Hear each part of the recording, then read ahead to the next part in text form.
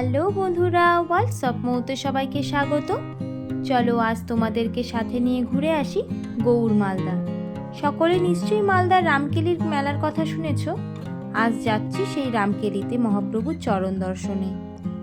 প্রথমে যাচ্ছি মহাপ্রভু থেকে কৃষ্ণ মন্ত্রে দীক্ষিত তার দুই শিষ্যর মন্দিরে, রূপ গোস্বামী ও সনাতন গোস্বামী, যা রূপ সনাতন মন্দির নামে পরিচিত। চলে এসেছি রূপ সনাতন মন্দিরে। আমরা ঠিক 12টা নাগাদ মন্দিরে পৌঁছালাম। তখন ভোগ আরতির তোড়জোড় চলছে, তাই রূপ সনাতনের মূল মন্দিরটি বন্ধ রয়েছে। কীর্তন হবে, তারপর দরজা খোলা হবে। আমাদের আরও অন্য জায়গায় যেতে হবে, তাই আর অপেক্ষা করা সম্ভব হলো না। 1:30টা নাগাদ এখানে প্রসাদ পাওয়া যায়।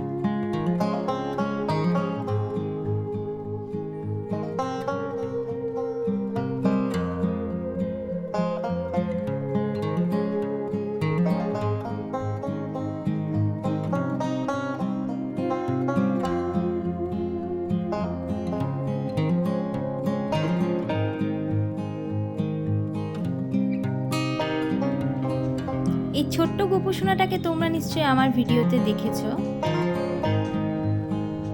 আর এইদিকে আছে একটা শিবলিঙ্গ।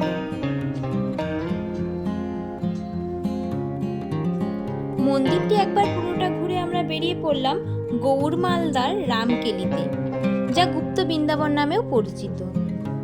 মহাবৈষ্ণব রূপ গোস্বামী ও সনাতন গোস্বামী এখানকার মদনমোহন মন্দিরটি প্রতিষ্ঠা করেন। প্রায় 500 বছর আগে 15ই জুন জ্যৈষ্ঠ সংক্রান্তিতে মহাপ্রভু বৃন্দাবন যাত্রাকালে এই রামকেলি গ্রামের কেলিকদম্ব ও তমাল গাছের তলে রূপ ও সনাতন গোস্বামীর সাথে সাক্ষাৎ করেছিলেন। প্রায় 500 বছর ধরে এই জ্যৈষ্ঠ মাসে রামকেলির মেলা হয়ে আসে। এখানকার বেদিতে আছে মহাপ্রভুর চরণ। প্রতি বছর জ্যৈষ্ঠ সংক্রান্তিতে 7 দিন ব্যাপী এই মেলা চলে। এই রামকেলি মেলা মালদা জেলার বৃহত্তম মেলা।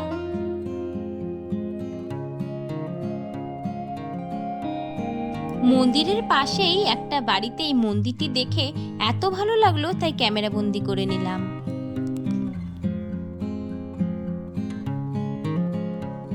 শোনা যায় এই ঘাটেই মহাপ্রভু স্নান সেরেছিলেন।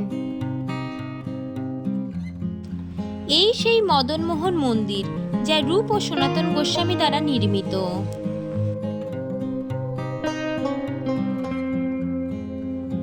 চলো মন্দিরের বিগ্রহটি তোমাদের সাথে শেয়ার করি।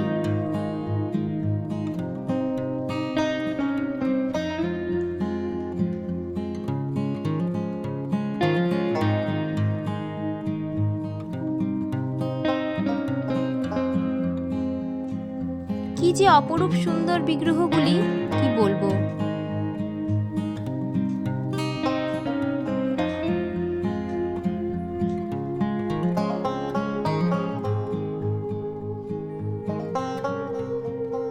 আমার ভিডিও যদি তোমাদের ভালো লাগে তাহলে অবশ্যই লাইক, কমেন্ট এন্ড শেয়ার করে আমাকে সাপোর্ট করো।